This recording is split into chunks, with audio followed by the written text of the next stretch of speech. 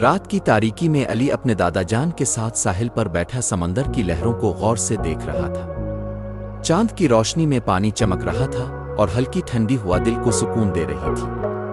اچانک علی نے اپنے دادا جان سے پوچھا، دادا جان، کیا واقعی سمندر کے نیچے ایک الگ دنیا ہوتی ہے؟ دادا جان مسکرائے اور کہنے لگے، بیٹا، سمندر کے نیچے ایک ایسی دنیا ہے جسے بہت کم لوگ دیکھ پاتے ہیں۔ وہ دنیا عام انسانوں کی دنیا سے بالکل مختلف ہے۔ علی کی آنکھوں میں حیرانی تھی۔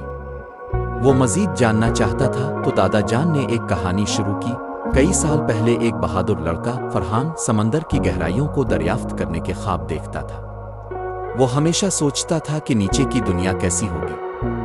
ایک دن جب وہ ایک کشتی میں سفر کر رہا تھا، اچانک ایک طوفان آ گیا۔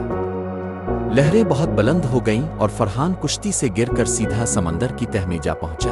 جب اس نے آنکھیں کھولی تو حیران رہ گیا۔ وہ ایک انوکھی دنیا میں تھا جہاں رنگ برنگی مچھلیاں اس کے گرد تیر رہی تھیں۔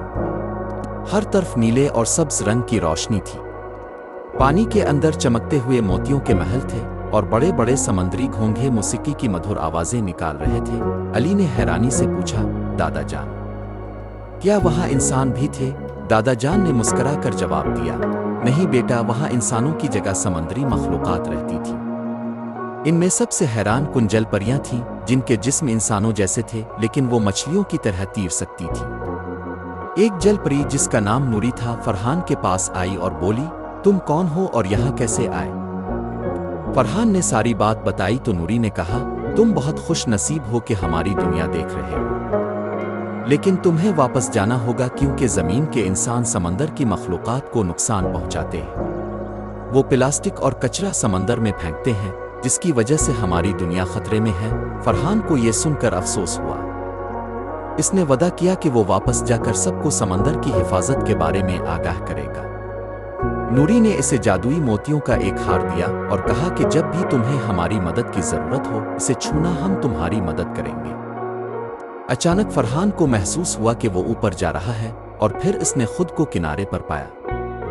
جب وہ واپس اپنے گاؤں پہنچا تو اس نے سب کو سمندر کی دنیا کے بارے میں بتایا اور لوگوں کو سمجھایا کہ ہمیں سمندر کو صاف رکھنا چاہیے۔ آہستہ آہستہ لوگ اس کی بات ماننے لگے اور سمندر کو محفوظ بنانے لگے۔ علی نے خوشی سے کہا، تو اس کا مطلب ہے کہ ہمیں بھی سمندر کی حفاظت کرنی چاہیے۔